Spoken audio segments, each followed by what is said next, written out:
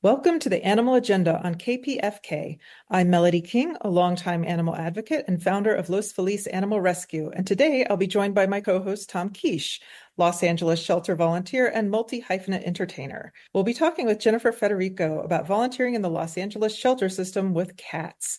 Jennifer has been a volunteer in various organizations and shelter systems and is currently the co-lead cat volunteer for the South Los Angeles shelter, where she has been volunteering for the last 7 years.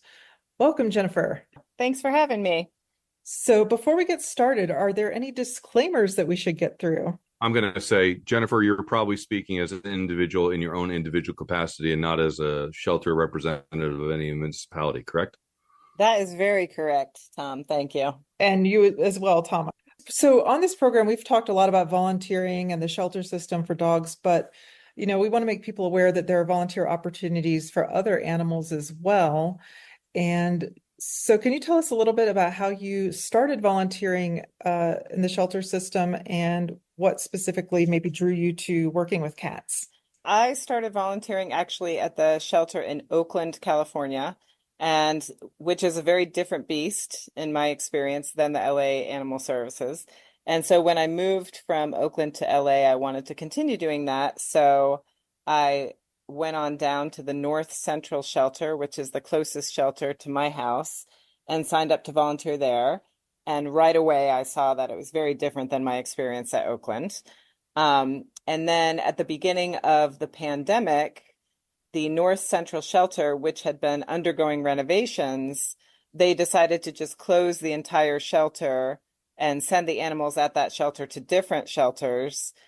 So that they could finish the renovations without any animals there or any people. And so it was at that point that I started volunteering at the South LA shelter, which was quite distressing. And I still have not made it back to the North Central shelter, even though it's only 3 miles away from my house. And I had cats in my family since I was young. I love all the animals, but I've always been more of a cat person. For example, I really love dogs, but I don't know as much about their behavior and their mannerisms as I do with cats. So I just kind of stuck with cats at the shelter. Makes sense. Now, you mentioned right off the bat that the LA was very different than the Bay Area shelters. What are those differences? Well, for me, for my own experience personally, when I started volunteering at Oakland, you had to sign up for a specific shift at a specific time. And if you weren't able to be at that shift, you needed to try to get a different volunteer to cover your shift for you. And I thought that was very reasonable. That way they could make sure that there were volunteers there as much as possible. And to me, it felt more like a real commitment. Like if I can't be there, I'll find someone else to cover for me. And then when I got to LA, it just seemed much more Loose. willy-nilly, like loose, so loose. And I didn't understand at all why they didn't have people signing up so that you could see where there were gaps in volunteer coverage. Now, I think at North Central that a lot of people, and maybe Tom, you can speak to this, I think that a lot of people at North still don't sign up for specific shifts, but at South, everybody does, that I'm aware of. At least all the cat team does.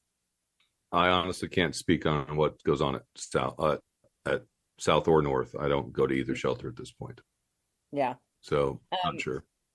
And then also at Oakland, they had at least 2, if not 3, rooms where you would bring the cat in, and the room had a door that shut, and you could put the cat on the ground, and she could run around, and the potential adopter could meet the cat and hold them and have them sit on their lap, and it was clean.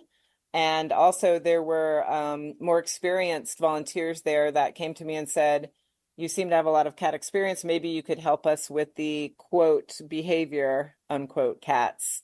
And those are the cats in the back that some of them were feral and should not have been at the shelter, but to try to help them assess which ones are actually feral and which ones are not.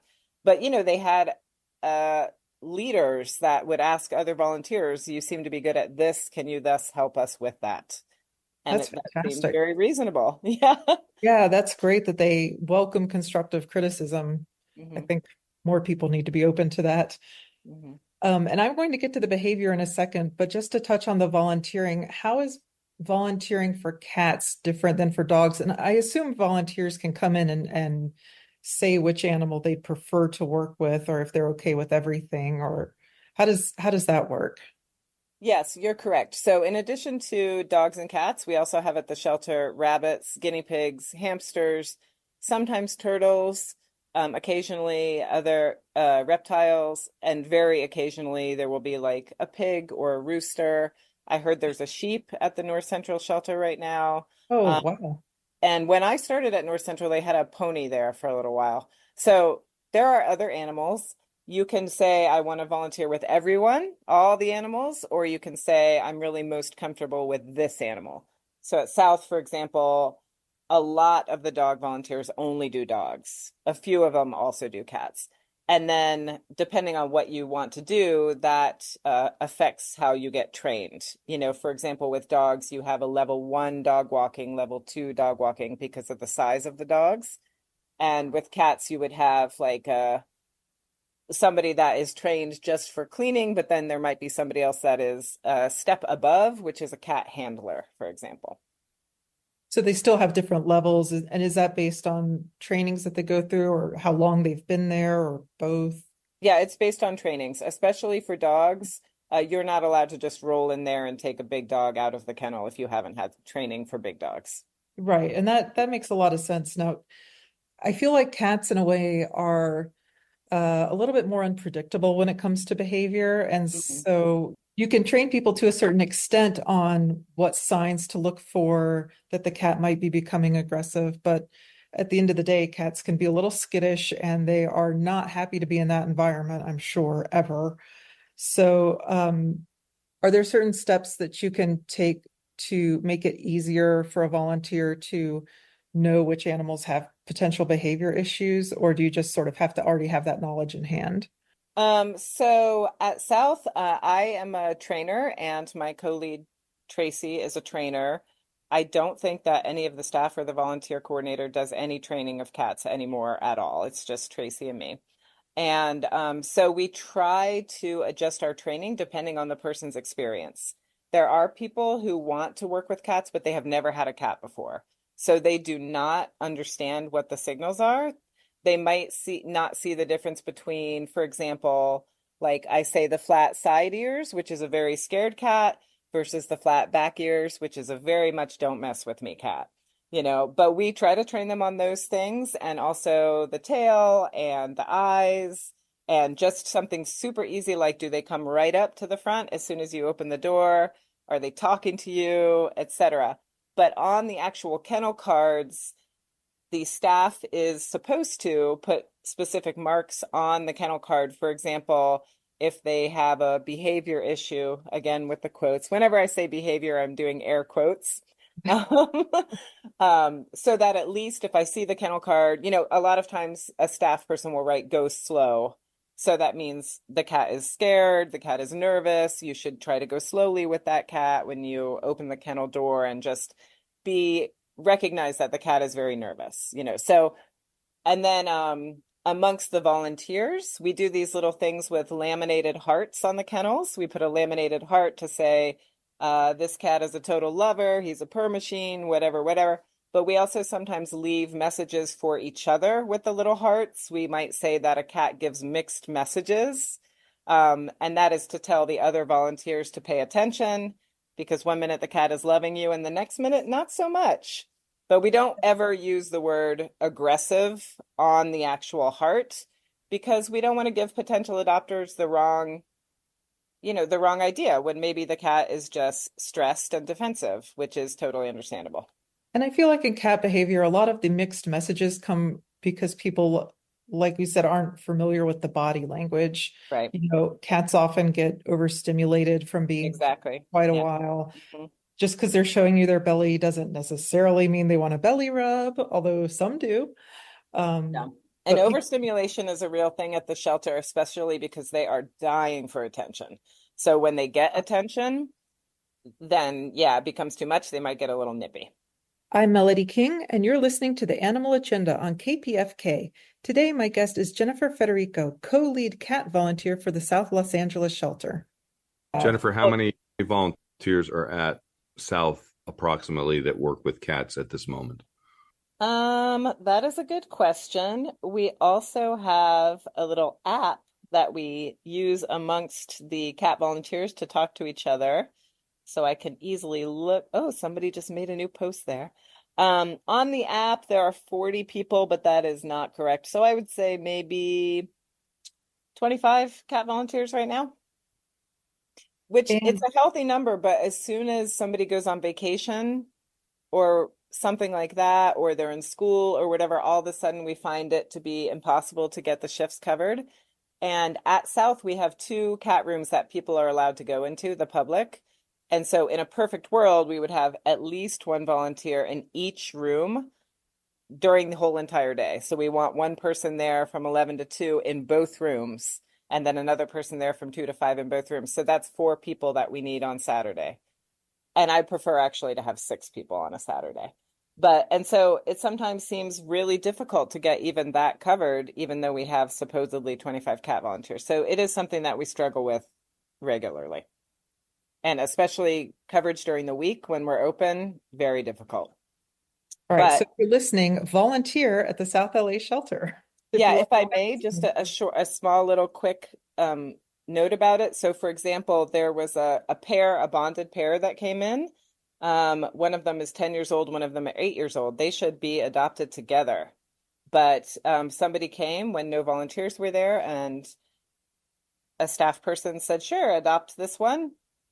So one of them was adopted without the other one. And now the other one is depressed, and she started hissing at us and stuff, which she did not do ever before. And so you can't help but feel like sometimes the staff is very busy. They don't know that these two cats should definitely stay together. And so we can't help sometimes but feel like if volunteers were there, that would not have happened. That's a very sad situation. We hate to adopt out any animals, even with my rescue that are bonded. We hate splitting them up because of that exact reaction. They'll get depressed, they'll get moody and anxious and angry. So that's very sad to hear. Yeah, we have asked the staff if they can call the adopter and make sure that they understand that the cat's bonded buddy is still at the shelter, very unhappy, and see if they might consider taking her also, or bringing back the other cat and pick a different cat. We have so many singles. That was very unhappy to see that. Jennifer, where are you getting cats from right now? Are their policies still leave them in place? Well, it sadly it seems to be a policy that is not very consistent, and it really depends on who is working at the desk and which shelter you go to. Right now, the South LA shelter is totally packed. Like we have brought out the pop-up crates, and now the other day there was actually a pop-up crate on top of another pop-up crate because we have so many cats there right now. So they are definitely accepting them. How much they are accepting versus how many people try to bring, I do not know. But we have about 190 cats at South right now. Wow. Yeah, it's a nightmare, actually. If anyone wants to adopt, please come. So many nice ones. So I think that sometimes people are being told to put them back where they found them, and sometimes they are not. It depends. So I have a small issue with the put them back where you found them I have a policy. huge one. I have a huge one. So, because I think a lot of people don't understand that not every outside cat is feral. There Correct. are feral cats, although in my opinion, they are much more rare than people think they are. They're just sort of on a spectrum of socialization. And I've been able to socialize older cats and without a problem. But right now in particular, there are also a lot of pets that have been dumped and are out on the street, and it's their So first many. time out of the street and they don't know how to survive. Whereas a feral cat who's been out all their life will kind of know what's going on and find a colony they can attach to. And so that is something that I think even an experienced person, it's very hard to tell if a cat is feral or not. I brought a cat into my bathroom once, and it was a mom, and we'd already trapped the kitten, and the kitten was in the bathroom, but she didn't see it. And she completely climbed the walls and tore up everything as you would expect a feral cat to do. And as soon as she saw her kitten, she was fine. She calmed down, she mellowed out, she was receptive and open to, socialization and being pet. So I just think that, there's a lot of people sort of go right to they're too feral. Yeah. That's just my opinion, but I'm glad to hear that, maybe people are being a little more open about taking cats in, especially the sick ones and the injured ones and the ones that might be just dumped on former pets. Well, technically, they are supposed to take all the sick and injured ones. Here's my feeling. So South LA, it's a sad situation. The amount of animals being brought there every day, without stop is enormous. I mean, particularly dogs, and then sometimes, sadly, if people are turned away for whatever reason, sometimes people are asked to go to a different shelter because the shelters do service different zip codes. And so, for example, if you live in the North Central zip code area, and you find a cat, they want you to bring it to North Central. One reason for this that I learned only recently, which is very interesting, a vet tech told me that depending on where animals are in the city, they might be carrying different germs, which is kind of interesting Oh, to think about. interesting. Never thought about that before at all. Yeah. Additionally, I think it just helps because some shelters have a lot more room than other shelters, or some shelters are doing adoptions more quickly than other shelters. So I just want to say that from the front. And I want to say that as much as I have a lot of issues with the shelter and the policies and the way certain things are done, some people at the shelter, some staff people are trying very hard. Some people are maybe not trying as hard. Some policies I really hate a lot, and I'm trying to help make a change. Some other policies maybe I'm totally even unaware of, but the staff people do not make the policies. The general manager makes the policies. So they are just implementing what they believe the policy to be. Doesn't mean that it's okay, but that's what's happening. But so, for example, at South, I would say about a week and a half ago, somebody dumped 11 dogs in the parking lot across the street. Like there's already 500 dogs there. And now the staff people are over there with volunteers trying to catch these 11 dogs. People dump kittens in the parking lot. One time somebody put a box of kittens over the back gate where the employees park in the back. Like, I don't even know how they would even see that somebody did that, So there's a lot of problems. But for sure, we get tons of strays, quote unquote stray, that are super friendly. So I can think only that they were dumped, they were pets that were dumped, or the people actually bringing them are the owners, but they are too guilty or ashamed to admit that this is their cat. So they just say it's a stray. But I would say majority of the strays are super friendly. And then we do get some cats that I consider to be actually feral. They definitely want to take my face off. I mean, you can tell also by their bathroom habits and stuff like that. Sure. And those, we really try hard to get them into a working cat program, which is difficult though. There's only so many places that you can bring a working cat to. And we currently have in the city the community cat program, and that is helpful for actual feral cats, whereupon you can get a permit to trap them. You can bring them to the shelter. They get fixed. They get a rabies shot. They get, I think, FVRCP vaccine, and then they get put back where they were. So that is a step forward, but it is sometimes difficult because sometimes cats that seem feral, just as you said, really they might just be totally freaked out. But they don't usually turn over those cats very quickly. So you have an opportunity, hopefully, to try to see at least if they've calmed down a little bit. Oh, she's actually nice. And then they get moved to the adoptable room. You're listening to the Animal Agenda on KPFK. I'm Melody King, and my guest today is Jennifer Federico, co-lead cat volunteer for the South Los Angeles shelter. I have two questions for you. First off, not everyone listening knows all the terminology you're using. Okay. So can you define what working cats are? And can you also maybe explain what to do when a cat exits the shelter with a new adopter? Sure. So a working cat, what we mean by that is a cat that seems feral, or at least mostly feral. that cat still, of course, I hope it goes without saying, deserves to live and have as best of a life as possible, just as any other cat or any other animal, including us. So if a feral cat does get brought into the shelter, which we really don't like, they shouldn't be there, because they are not going to be adoptable. You cannot even touch them.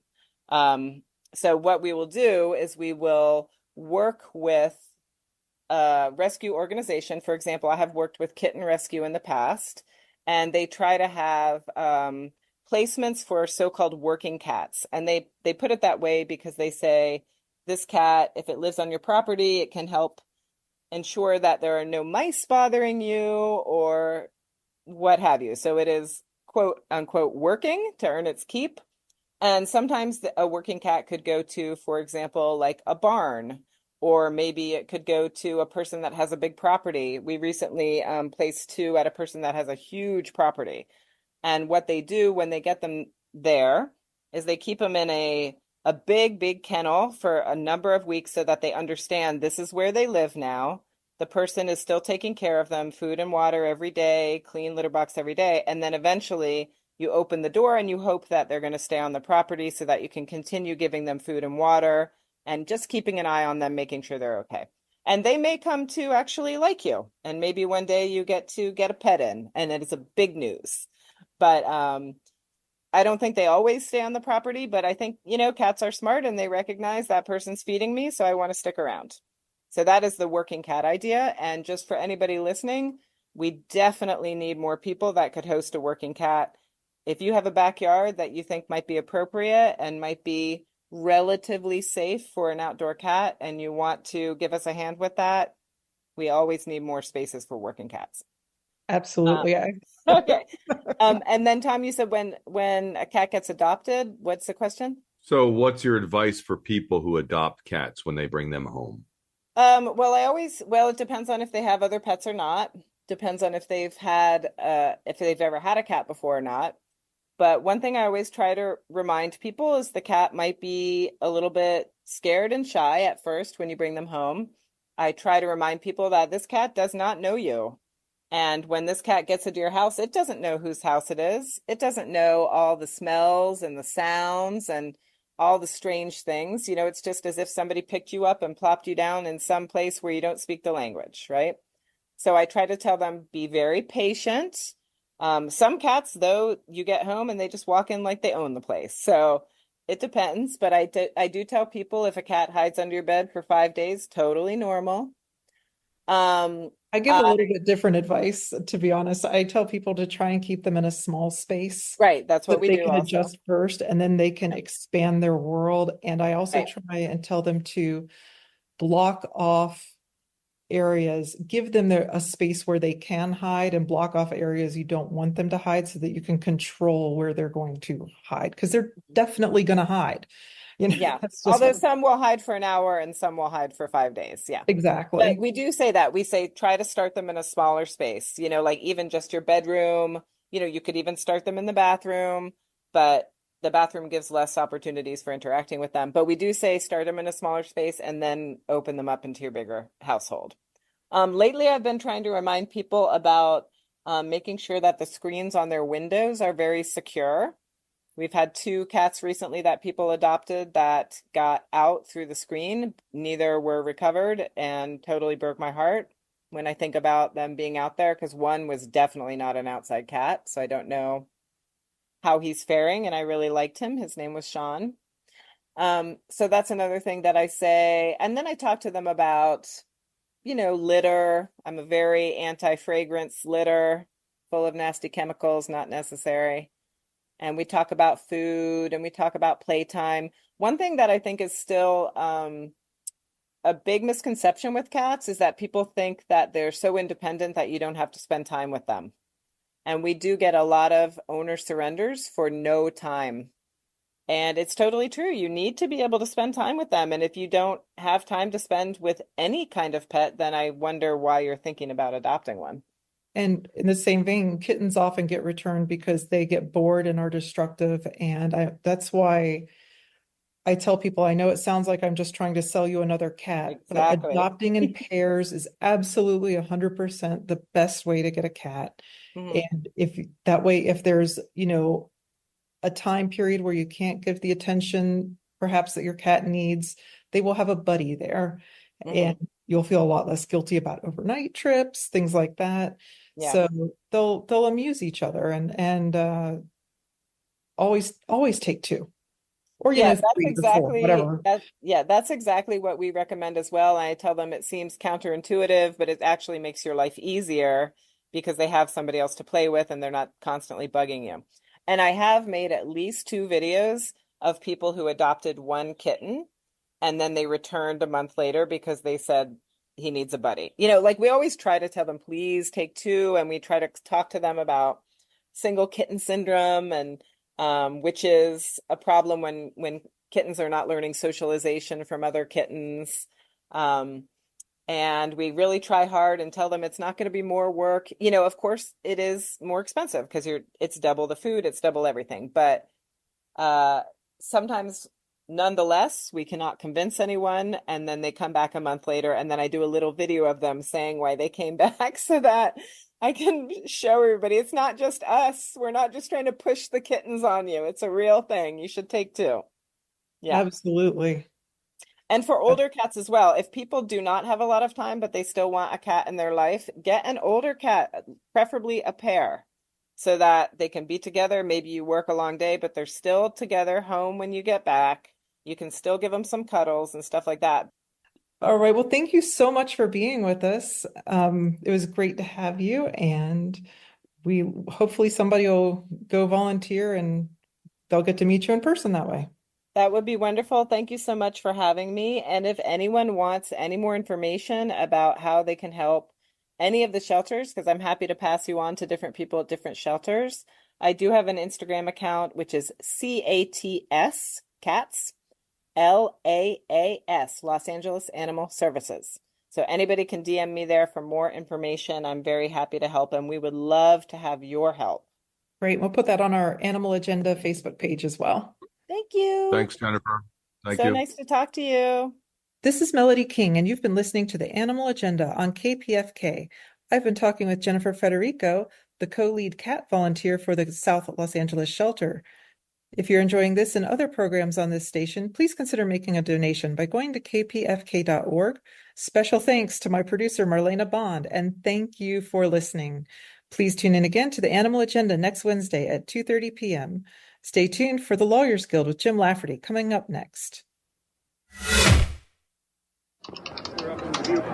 Welcome to 2024 Talks, where we're following our democracy in historic times.